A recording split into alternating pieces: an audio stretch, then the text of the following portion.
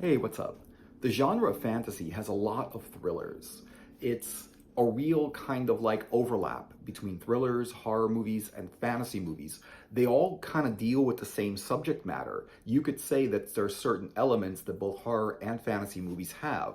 And a lot of horror movies, what makes them different than fantasy is that they're scary. But you know what? A lot of horror movies are not scary, right? And some fantasy movies are kind of scary, but a lot of horror movies just have horror elements in it, but they're not actually frightening. They're not actually scary. But both horror and fantasy deal with the supernatural, and that's where they overlap. So here are some of the best fantasy movies that are kind of also fantasy thrillers that are kind of also a little bit of a horror movie kind of bunched together in the same movie. And I think it really does make a good combination. Why not put a little bit of thriller, a little bit of horror in your fantasy, and a little bit of fantasy in your horror? The first one, I don't think a lot of people have heard about this one, but I think the people that really have heard about it, they know what this is. And this is more of a cult film than anything else. And this is Videodrome. Videodrome is probably the number one strangest movie ever made. You know, there was that Jodorowsky trying to make Dude, and people are saying that's going to be the craziest, the weirdest movie ever made. This is the weirdest movie ever made. Like, well, maybe not the weirdest movie. I'm sure there's a lot of weird movies out there, but this is a good movie. I don't know if it was meant to be weird, but it is actually very weird. It's got Blondie in it, Debbie Harry, and it's got a bunch of other like David Cronenberg is the one that made that, and David Cronenberg made Scanners, and you might have heard of Scanners. Scanners was where like these psionic people can blow up other people's heads by sending them like weird like vibrations or something like that. You know, it's Scanners. It's strange. But this is Videodrome. And basically, it's a weird one. And this came from the whole thing, like back in the day, people would watch TV, right? There were no like cell phones, there was no like internet or anything like that. They'd watch TV. That's what they would do. And people are like, oh man, all people do is watch TV. Just like now people are saying, all people do is look at their phones. Well, back in the day, all people did was watch TV. And before then, they'd just listen to the radio all day. And before then, they'd just stare at a fire, you know, or up at the sky. Because people just chill. That's what they're doing, you know. And so this is weird. It says a shocking new vision. So basically, this is the age of the VHS. And I'm going to try to explain this movie, but it might not be easy to explain because it's like he puts this VHS, like first they find this channel on TV, which is all like weird, like torture movies and stuff like that, right? And they're like, my God, what is this? And they find out that it's kind of real, and then they try to find where's this like being broadcast from and whatever. And what they're doing is like, they're getting more and more into this TV, and the TV is coming out at them, and the TV is starting to control them. And they're being like kind of like melded into the TV, and the TV is becoming them, and they're becoming the TV, and they're turning into a whole different creature and whatever. And that's where the term "long live the new flesh" comes from. This movie. This is as much as I want to explain it because, like, no spoilers. This is seriously worth watching just because it's weird. If you get a chance to watch Videodrome, it's got fantasy elements, it's got supernatural elements, it's got horror elements, it's got Debbie Harry, who's really sexy in this one. You really, really should check that Videodrome. Yeah, you won't be like unsatisfied. Here's a really great one. And this is another one where it's hard to say, is this fantasy, is this horror? Because it's Cat People. And Cat People it's got Natasha Kinski, and who's also really sexy in this one, and Malcolm McDowell, who played Alec from Clockwork Orange. And he's a little bit older in this one. I'll show you the picture of how old he looks. So that's the guy, Malcolm McDowell, Natasha Kinski. Basically, it's about people that turn into like leopards. And it's sort of it's a lycanthrope movie, right?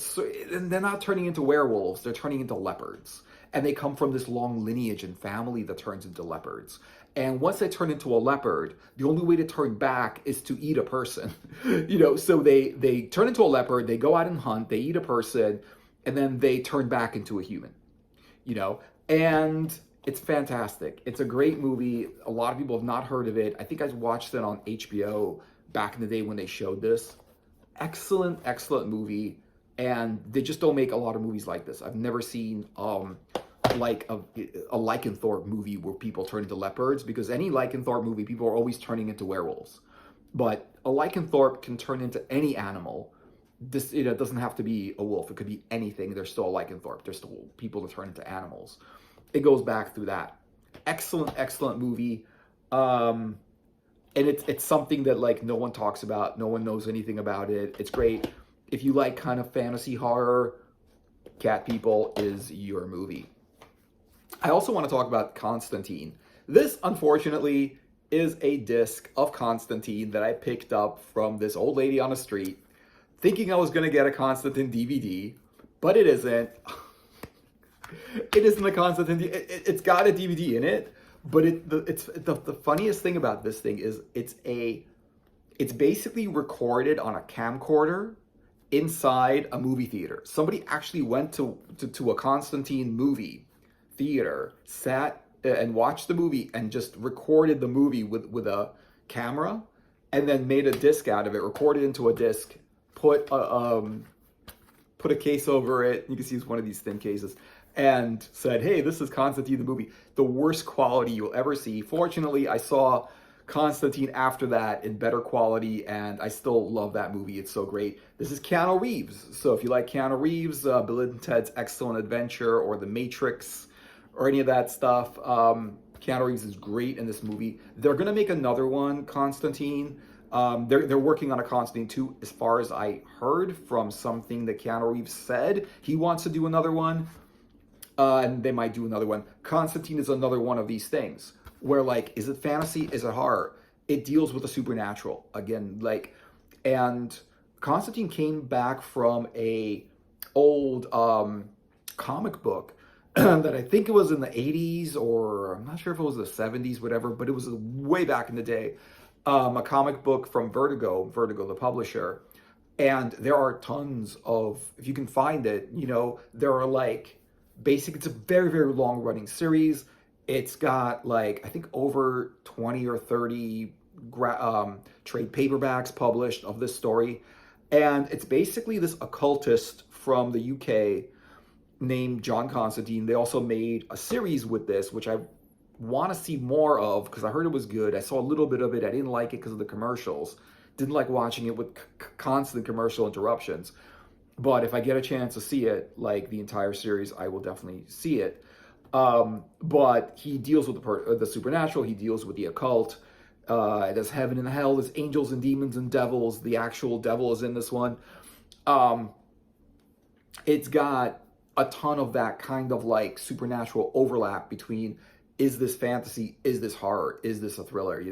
And you've got, a lot of fantasy elements in it. You've got the story's fantasy. He exorcises demons from people. He works magic. There's a lot of other magicians and wizards in the story, and they all have their own kind of like, magic and how they work it. It's very, very urban fantasy, but it's got horror. It's got, it's got scary atmosphere. It's got demons. It's got monsters. I don't know if it's got any jump scares, but it definitely is creepy. And if you ever played they have a video game on the PS2 called Constantine. It's got a picture of Keanu Reeves on the front. They used him as the character Constantine in the game. Also, very, very creepy environment. You're always going through creepy environments, and you're always like fighting monsters with like guns and supernatural guns and magic guns and a lot of other magical supernatural items and stuff like that. It's a great cross between urban fantasy and horror. Great, great elements. If you love the both, you love like horror, thrillers, urban fantasy, check out Constantine. A lot of people have heard about this one, probably because of Keanu Reeves, but a lot of people have not watched it. I've also heard of people that are kind of like, they're into the comic, they love the comic, but they won't watch it because they feel like they changed the story of Constantine, and they did a little bit. but I like that because when I watched the movie, I didn't know anything about Constantine, and the movie got me into the comics, and now I want to see the series because the series is a little bit more accurate to the comics. But what I liked about the movie that I was able to watch to read the comics without any spoilers because they changed enough of it in the movie that I felt like the comics was a different story and a different adventure. So that was really, really cool. I always like when they change some elements of the story when they're just making it why retell the same story, right? Here's a great one. I do believe this is also from another one back in the day. This has got what's his name? Mickey Rourke is in this. And I will tell you something about Mickey Rourke. That's how he looks in this movie. And I'll show you some more pictures of Mickey Rourke in the movie. Okay, Mickey Rourke does not look the same now as he looked in this movie. The way he looks changed a lot. So, I don't know. But let me tell you about this story. It's excellent. Mickey Rourke. It's Robert De Niro plays Louis Cypher. You can guess who that is by the name, right? And then you've got Lisa Bonet in it, who is fantastic in this one. And yeah, she's really good in this one. This is a really, really interesting movie because it is about, and again, it's supernatural. It deals with the supernatural. So you've got that horror fantasy overlap. Basically, it deals with Mickey Rourke's character, who's a private detective. Louis Cypher approaches him, says he's looking for this guy called Johnny Favorite. No spoilers here. I'm just going to tell you about the story, the movie. So he's looking for this guy named Johnny Favorite. He says he owes them something. He got away with something. And Louis Cypher doesn't like it when people get away with kind of ripping him off or tricking him, or if they owe him something, he wants to collect. He's Louis Cypher, right? And so he sends him, a private detective, to find this Johnny Favorite. He goes to New Orleans, and it's all voodoo, and it's all like witches practicing voodoo, fortune tellers, magicians, wizards, occultists, like very, very steeped in voodoo and magic and the occult. And the story just goes from there. It says him in that environment, talking to people, trying to find this Johnny Favorite, and the story just develops and develops, and it goes into this really cool fantasy, but also kind of thriller, like horror elements in it too, because there's some creepy stuff and there's some spooky stuff going on also. You're gonna love this. I think anyone I've ever like shown this to, or because usually like you have to show this to people. If you know what this is, you know what I mean. You have to show it to people because no one's heard of it. And what's weird, Robert De Niro, everyone knows who he is. Mickey Rourke, Lisa Bonet, these are three like prominent actors, but no one's heard of the story, and it's really good. They don't play it. It's something you can't find. This is another one. This also came out around the same time as Angel Heart, and this is Serpent and the Rainbow. Like, I've actually seen, there's a YouTube horror movie collector that she does these, she collects these horror movies, and she always like gets these hauls and whatever, right? And she got this in a haul or something like that, and she's like, "Oh, Serpent and the Rainbow. Okay, I've never heard of this one, but I'll definitely give it a watch eventually or sometime or whatever." This is a great movie. This is not to put on the back burner. This is to watch like as soon as possible because it's that good. And what is this about? Well, okay. Also, the actor is also one of these like prominent actors. What's his name? He's Bill Pullman. Bill Pullman. Bill Pullman, right? He's everyone knows who he is. Well, a lot of people know who he is. And here's some like shots of what's going on in this. Basically, the story is, I did see this a while ago, so I don't know. But the story is basically he goes to he gets contacted, but he goes to Haiti. He goes to Haiti to find out how they make zombies, right? How the Haiti voodoo priests make zombies with this powder or something, which basically they blow this powder into someone's face and they die, and then they get like, and then they turn into a zombie, and then they just basically, can control that zombie, that like whoever like is the zombie's master has complete control over the zombie. And I do believe that Bill Pullman's character, like before he goes to Haiti, he's talking to these American businessmen who's like, they want to know what this powder is, because if it's got the power to bring people back from the dead, then maybe they'll be able to like conquer death completely, and no one would have to die if they knew how this powder worked, right?